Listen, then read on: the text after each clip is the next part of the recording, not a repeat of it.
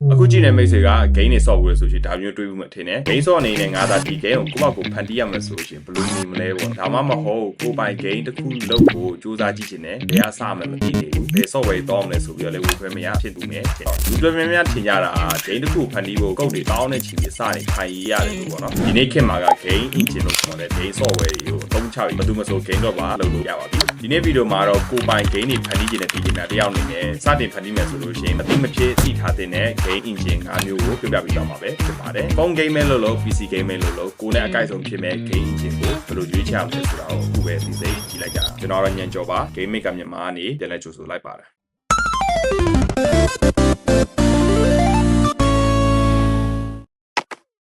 software အကြောင်းမပြောခင် game engine ဆိုတာဘာလဲဆိုတဲ့ဟာကိုကျွန်တော်အရင်ရှင်းပြပေးမယ်။အဲ့တော့ပထမဆုံးအနေနဲ့ game engine ဆိုတာဘာလဲ။ကျွန်တော်ဒီဗီဒီယိုအရင်တော့လုပ်ခဲ့ပြီးပြီ။ဒီနေ့ဗီဒီယိုမှာတော့ဒီကောင်လေးကိုအသေးစိတ်လေးပို့ပြီးရှင်းပြခြင်းလို့ထပ်လုပ်လိုက်တာပါ။လွယ်ပြောမယ်ဆိုရှင် game engine ဆိုတာက game တွေဖန်တီးတဲ့သူတွေအတွက်လက်နက်ကရိယာတွေစုထားတဲ့ software တစ်ခုလို့ပြောရင်မမှားဘူးပေါ့နော်။ကျွန်တော်တို့ကားတွေမှာဆိုရှင်ကား engine ရှိတယ်။သူကအဓိကကျတဲ့အရာမျိုးပေါ့။ game မှာဆိုလို့ရှင်လဲ game engine ကလုံးဝအဓိကကျတဲ့အရာလို့ပြောရှင်မမှားဘူး။ဘာဖြစ်လို့လဲဆိုတော့ game တွေအကုန်လုံးက game engine နဲ့ပဲဖန်တီးတာလို့ပါ။အဲ့တော့ game ထဲမှာဒီလိုမျိုးအလင်းအမောင်တွေကဘယ်လိုကြမှာလဲပစ္စည်းတစ်ခုကြလာမယ်ဆိုလို့ရှိရင်ဘယ်လို physics တွေဥပဗေဒတွေနဲ့သူကဘယ်လိုတုံခါဝါမှာလဲကြည်မွားဝါမှာလဲပေါ့နော်အဲ့လိုမျိုး physics တွေကိုကိုယ့်ဘာကိုလေ့လာပြီးတော့ဒီ programming နဲ့ရေးနေမှာအစား engine ထဲမှာဒါတွေကအသင့်ပါပြီးသားပဲအဲ့ဒီ tool တွေကိုလည်းသုံးပြီးတော့ကိုဖန်တီးချင်တဲ့ game wall တွေကိုအောင်စိုက်ပြီးတော့တိဆောက်ရမှာအဲ့တော့ game engine တွေက game ရဲ့အဓိက base foundation structure ပဲပေါ့နော်ဒီလို game လုံးမဲ့အကြောင်းအရာတွေကိုစိတ်ဝင်စားရတယ်ဘယ်အစမှမသိနေဖြစ်နေဆိုလို့ရှိရင်ကျွန်တော်တို့ game maker မြန်မာမှာအခြေခံနဲ့စပြီးတော့လာရောက်သင်ယူလို့ရပါတယ်ခုကြည့်နေသူကလည်းကိုပိုင် game တွေရှိတယ်ဆိုလို့ရှိရင်လည်းကျွန်တော် game maker မြန်မာမှာလာပြီးတော့လည်းဒီ Play Store တို့ Steam တို့မှာ publish လုပ်လို့ရပါတယ်အဲ့တော့ပထမဆုံးအနေနဲ့ Unity engine ကြောင်းစပြောကြမယ်အဲ့တော့ဒီ engine က global မှာတော့နံပါတ်1ရတာတယ်ပြီးရှင်မြန်မာနိုင်ငံမှာလည်းလူသုံးများတဲ့ engine တစ်ခုလို့ပြောအောင်ပေါ့နော်ကျွန်တော်ကိုယ်တိုင်လည်းသုံးတယ်ရှင်းပြောမယ်ဆိုရှင်ဒီ engine ကတော့ကျွန်တော် beginner တွေအတွက်တော့အကောင်းဆုံးလို့ကျွန်တော်အမြဲအကြံပေးလို့ရှိတယ်ဘာလို့လဲဆိုလို့ရှင်သူက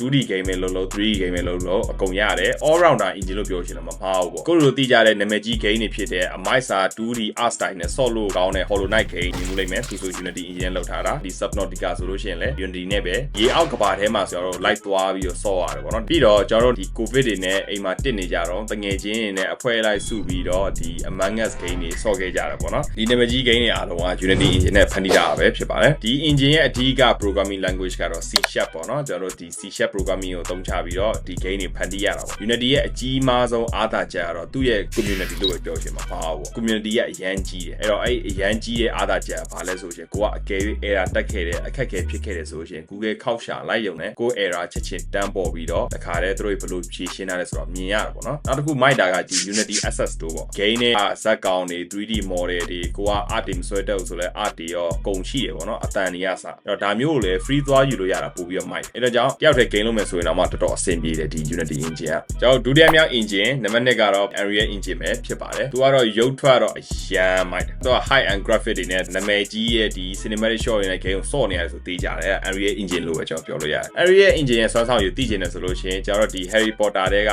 wall ဖန်တီးရတဲ့ဒီ Hogwarts Legacy လို့ရုပ်ထွက်တွေကအရန်ကိုမိုက်တယ် cinematic ဆန်တယ်ဒီ2025ကလည်း The Game Awards ရသွားတဲ့ Clair Obscure Expedition 33လို့ဆိုလို့ရှိရင်လည်း Unreal engine နဲ့ပဲလုပ်ထားတာပါနောက်ပြီးတော့လည်း Brammy Wukong ဆိုတဲ့ game ဆိုလို့ရှိရင်သူ့ရဲ့ game ကလောက Amor Spirit ဖြစ်တယ်ပေါ့နော် gameplay တော့မပြောတော့ဘူးဒါပေမဲ့သူ့ရဲ့ graphic တွေအရန်မိုက်တယ်ပေါ့နော်ဒါဆိုလို့ရှိရင် Unreal engine နဲ့ပဲလုပ်ထားတာပါ Unreal engine မှာ CWS နဲ့သုံးထားတဲ့အတွက်ကြောင့် beginner တွေအတွက်ခက်ပေမဲ့တော်တော်မိုက်တဲ့ဒီ blueprint စနစ်ရှိတယ်ဒီ blueprint စနစ်ကဘာလဲဆိုလို့ရှိရင်သူကအတုံးလေးနဲ့စီပြီးတော့ဒီ wiring တစ်ခုနဲ့ချိတ်ရတာပေါ့နော်ဒီ node တွေတစ်ခုနဲ့တစ်ခုချိတ်ရတာအဲ့တော့ code တွေနေရေးနေစရာမလိုတော့ဘူးဒီအတုံးလေးချိတ်လိုက်ရုံနဲ့ game တစ်ခုဖြစ်လာတယ်ပေါ့နော်ကြားကြတော့ဘာဖြစ်လို့ဆိုရှင်အဲ့ node က wiring နဲ့ကြာရှုပ်လာအောင်ဒါကတော့ကိုယ်ကြိုင်နဲ့ကိုပဲရုပ်ရှင်ဆက်ဆက် cinematic အလန်းစားတွေလည်းဖန်တီးလို့ရတယ် graphic အသားပေး game တွေလုပ်ချင်တယ်ဆိုလို့ရှိရင်တော့ဒီ Unreal engine အကောင်းဆုံးပဲပေါ့နောက်တစ်ခုနံပါတ်3ခုမြောက် software ကတော့ကျွန်တော်တို့ Godot engine ပဲဖြစ်ပါတယ်အခုနောက်ပိုင်းလူတွေတော်တော်များများဒီကောင်ကိုသုံးလာကြတယ်ပေါ့နော်သူ့ရဲ့ထူးခြားချက်ကတော့သူက open source ဖြစ်နေလို့ပါပေါ့ပပလည်းဖြစ်တဲ့ပြင်မှာတော်တော် lightweight ဖြစ်တယ်ပေါ့ကိုယ်ဆက်ကအရင်မနိုင်အောင်ဆိုရှင် Godot နဲ့လည်းစားလို့ရတယ်ဆက်အနေသမိုင်းအတွက်ဆိုရှင်အဆင်ပြေဆုံးလို့ပြောရမှာဒီ engine နဲ့ဖန်တီးထားတဲ့နာမည်ကြီး game ဆိုလို့ရှင်ကျွန်တော်တို့လက်နက်6မျိုးတပြိုင်တည်းကင်ပြီးတယောက်တည်းရန်သူတွေလိုက်ပြီးတော့ဖြုတ်တဲ့ Brotato game နောက်ပြီးလို့ရှင် Sega ကနာမည်ကြီး Speedster game ဖြစ်တဲ့ဒီ Sonic Color Ultimate game တွေပေါ့နော်ဒီ game တွေကကျွန်တော်တို့ Godot engine နဲ့ဖန်တီးထားတာပါ ကိုတော့မှာဒီ GD Swift ဆိုတဲ့ language ကိုအသုံးပြုထားတယ်ဒါက Python နဲ့နည်းနည်းဆင်တယ် coding မသိတဲ့သူတွေအတွက်ဆိုသင်ယူရတာတော်တော်လေးကိုညံ့တယ်အထူးသဖြင့်ဒီ 2D game ဖန်တီးတဲ့နေရာမှာကိုတော့တော်တော်လေးကောင်းတယ် 3D ကတော့အဲ့လောက်ကြီးတော့မဟုတ်ပေမဲ့နံပါတ် 4 ခုမြောက်တော့ game maker ပဲဖြစ်ပါတယ်ကျွန်တော် game maker မြန်မာမဟုတ်ဘူး game maker engine ကိုပြောတာပါဒီ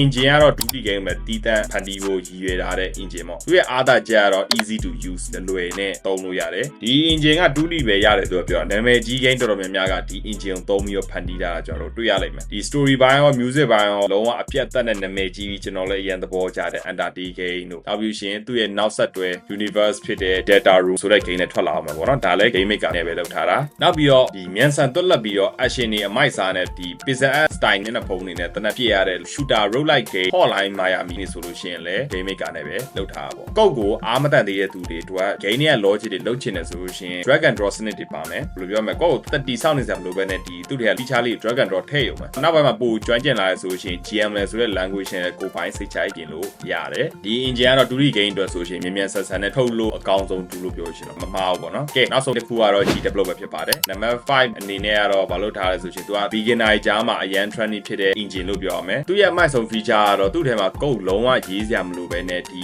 game တွေက logic တွေ advanced တွေကိုဘာပြီးရင်ဘာဖြစ်မယ်ဘယ်လိုလုပ်ရမလဲဆိုတော့ logic တွေကိုယ့်ကိုရွေးပေးလိုက်ရုံပဲအဲ့မျိုးလုပ်ရုံနဲ့ကျွန်တော်တို့ game တစ်ခုလုံးကိုအန်တီလို့ရတယ်ဥပမာ player ကိုလမ်းလျှောက်ခိုင်းခုန်ခိုင်းတာဒါမှမဟုတ်ပစ္စည်းတွေဆွဲယူတာမျိုးအသင့်သုံးတဲ့ behavior တွေတခါတည်း engine ထဲမှာပါပြီးသားပေါ့နော် cloud တစ်ချက်နှိပ်လိုက်ရုံနဲ့တခါတည်းထွက်သိမ်းပြီးသားဖြစ်သွားလိမ့်မယ်ဒီ G develop engine ကိုကျွန်တော်တို့ PC မှာတည်းမဟုတ်ဘဲနဲ့ဒီ web browser တွေကနေလည်းတိုက်ရိုက်သုံးလို့ရတယ်ကိုယ်တိုင်လုပ်ထားတဲ့ game ကိုလည်း Android iOS Windows web ပေါ်လည်းအလွယ်တကူ base လုပ်ပြီး export ထုတ်လို့ရပါတော့ဒီ engine ကတော့ coding ကြောက်တဲ့သူတွေအတွက်ဆိုရင်လုံးဝ compatible ဖြစ်တဲ့ engine လို့ပြောရှင်မမှားဘူးပေါ့နော်သူကခုနက drag and drop feature နဲ့သုံးလို့ရမယ်ဒါပေမဲ့တစ်ခုရှိတာကအရန် complex ဖြစ်တဲ့ logic တော့တွားလို့ရမှာတော့မဟုတ်ပေါ့နော်အဲ့ဒီမကောင်းတဲ့အချက်တွေတခုတော့ကျွန်တော်တွေးမိတယ်ပေါ့အချုပ်ပြောမယ်ဆိုရှင်ကျွန်တော်တို့လုပ်ငန်းခွင်အတွက်ရော 2D 3D all rounder အတွက်ကိုက versatile ဖြစ်နေကိုယ့်ကို logic တွေ feature တွေကိုပိုင်ထည့်ခြင်းနဲ့တွားခြင်းနဲ့ဆိုရှင်ကျွန်တော် Unity ကို recommend ပေးတယ်သို့မဟုတ် graphic တွေကြမ်းကြမ်းနဲ့မှ storytelling လုပ်ခြင်းနဲ့ပေါ့နော်ဒီလိုရှိရင်ဒီ cinematic တွေနဲ့ mic တဲ့ဟာမျိုးဖန်တီးခြင်းနဲ့ဆိုရှင်ကျွန်တော် Unreal Engine ကို recommend ပေးတယ်သို့မဟုတ်စအနေသမားတွေ